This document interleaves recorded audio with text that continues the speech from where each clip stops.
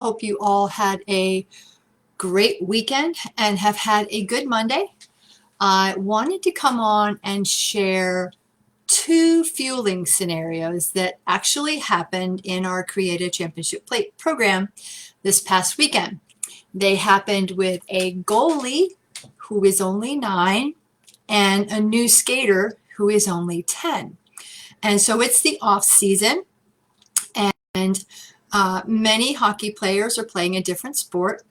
And the first one I'm going to talk about is the goalie. Now, the goalie is also playing baseball, and so is this other young skater. They're both playing baseball in the off season while still being on the ice. And the little goalie had one crazy heck of a game. So he just finished the third grade. So he's going into the fourth grade, just to give you an idea of how old he is. And his team lost and then lost again. And what happened was the game was rearranged. So his mother had already planned for them to go to a restaurant after the game, and then they found out that the games were pushed closer together. So this young man only had an hour fueling window. Well, he probably had 2 hours. She said that he was going to have 1 hour after they finished eating before the game began. So that's not a lot of time. So I gave her some suggestions based on the 2 restaurant meals that she shared with me. That's something that I do for anybody in my group program, my Creative Championship Plate group program. And then I checked in with her later on in the weekend, and she said that they lost, and her son took so many shots, and they were all really difficult to defend. And this little goalie was left feeling very defeated, and he wasn't hungry at all. And so that was after the first game, and he didn't want to eat.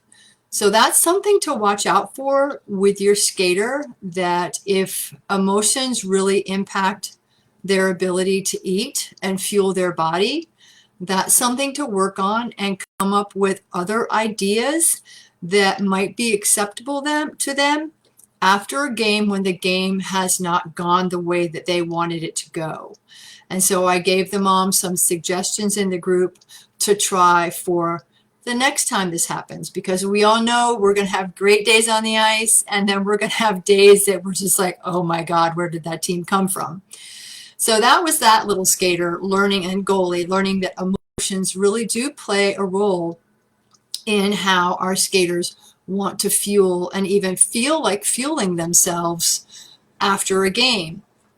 And then the other young man is a 10-year-old. I think he may have just finished the fourth grade. He recently joined the program back in March.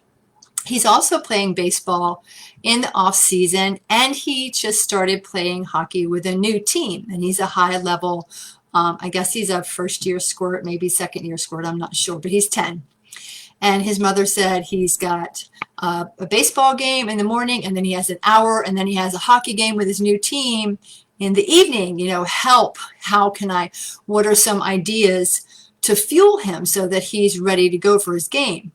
So what I did was I looked back at this young man's 3-day food recall, and that's the first thing that I do with you when you join the Creative Championship Plate program, is I do a 3-day food recall, and I have one on every single skater. And so that allows me to go back and look at the foods that they like, because it's pointless for me to make suggestions if they're not foods that your skater is going to eat, right? So I know what is needed in that hour window. And so I went and I looked at his food chart, and I gave her some suggestions as to her son could eat these. And she came back and she asked a question about maybe adding something else because he was going to be really hungry. And then I said yes. So I gave her like 3 different food choices, and I'm pretty sure he probably ate all 3. And I checked in with her later, and she said that he did really, really well. And so that made me very happy. So just to remember that we're in the off season, you're busy, camps, vacations, other sports, and then keeping an eye on your skaters' fueling is going to continue to help them grow and advance with their hockey skills during the summer. So I will be opening up my 5-week Creative Championship Plate workshop. It will begin May 31st, and it will run through July 2nd.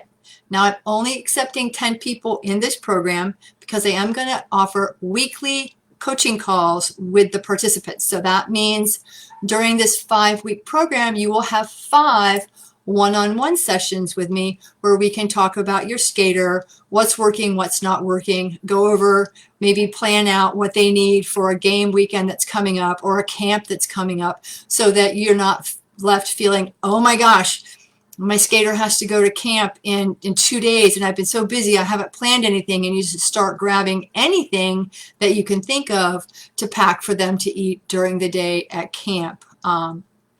So if you're interested, you can private message me and you can get on the early bird list, so I will notify you before the registration opens. The registration will open next Monday on the 24th. Like I said, I'm only taking 10.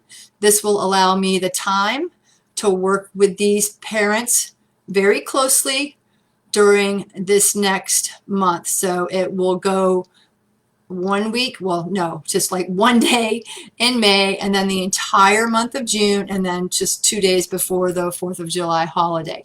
So if you're interested, private message me. If not, keep your eyes out for when I post the registration page, and join us if you're ready to dive in and learn all about youth ice hockey nutrition and how it can help your skater not only take their hockey game to their next level, but also continue to grow and develop as a young man or a young woman in their sport.